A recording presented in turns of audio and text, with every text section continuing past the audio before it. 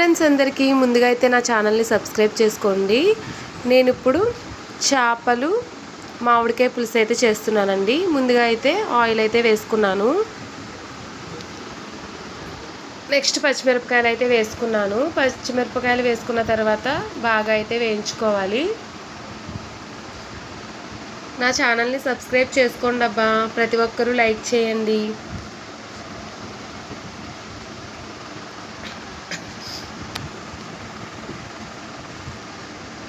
పచ్చిమిర్చి వేయించుకున్న తర్వాత మనం జీలకర్ర ఇవన్నీ మిక్సీలో వేసుకున్న పేస్ట్ని అయితే వేసుకోవాలి. జీలకర్ర, వెల్లుల్లి, ధనియాలు, అలాగే వెల్లుల్లి, అల్లం, చింతపండును అయితే నానబెట్టేసుకున్నానండి.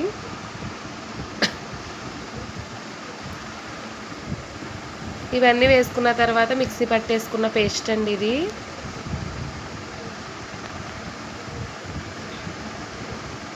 ఇవైతే శీలావతి చేప ముక్కలండి.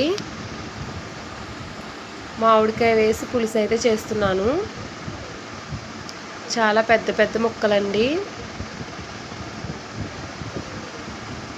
మామిడికాయ ముక్కలను అయితే ఇలా పొడవుగా కట్ చేసుకున్నానండి. పసుపు, చిటికెడు పసుపు, కరివేపాకు ఇవి బాగా వేయించుకోవాలి.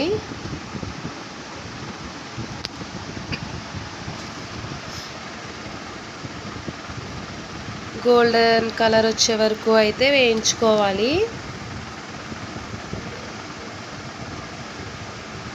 ఎవరైనా ఛానల్ని సబ్స్క్రైబ్ చేయకపోతే సబ్స్క్రైబ్ చేయండి, అలాగే లైక్ చేయండి.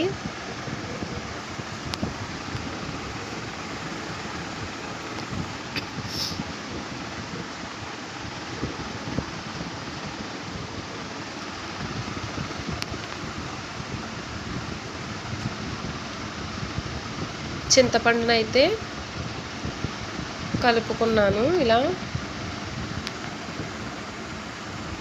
గుజ్జు వచ్చే వరకు కలపాలి.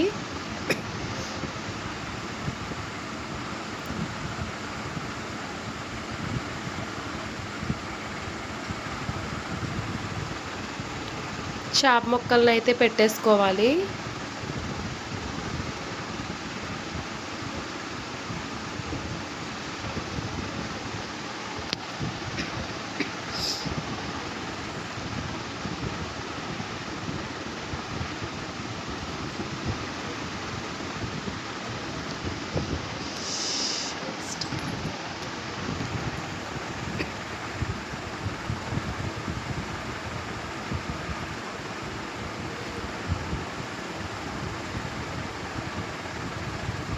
నెక్స్ట్ కారం,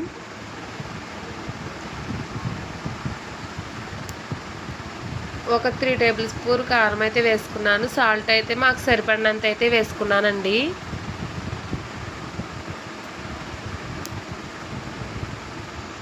చింతపండు గుజ్జును అయితే వేసేసుకున్నాను.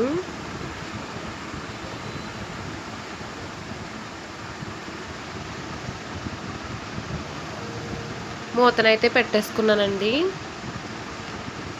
మూతనైతే ఒక 10 మినిట్స్ ఉడికించిన తర్వాత మూతనైతే తీసుకున్నాను. చేపల పులుసు కొంచెం మరిగిన తర్వాత మామిడికాయ ముక్కలను అయితే పైన వేసేసుకోవాలి. మరిగిన తర్వాత అయితేనే వేసుకోవాలండి.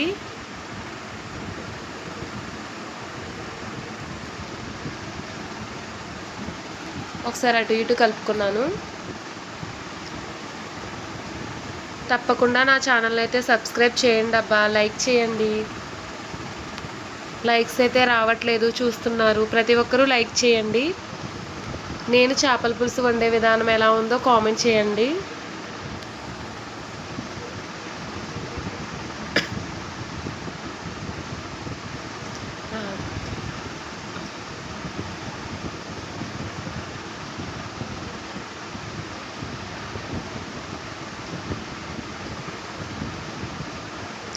చేపల పులుసు అయితే మరుగుతుంది కదా ఫ్రెండ్స్.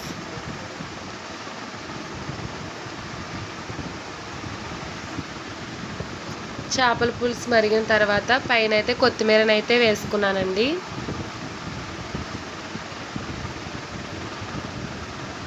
ఈ వీడియో మీకు ఎలా అనిపించిందో లైక్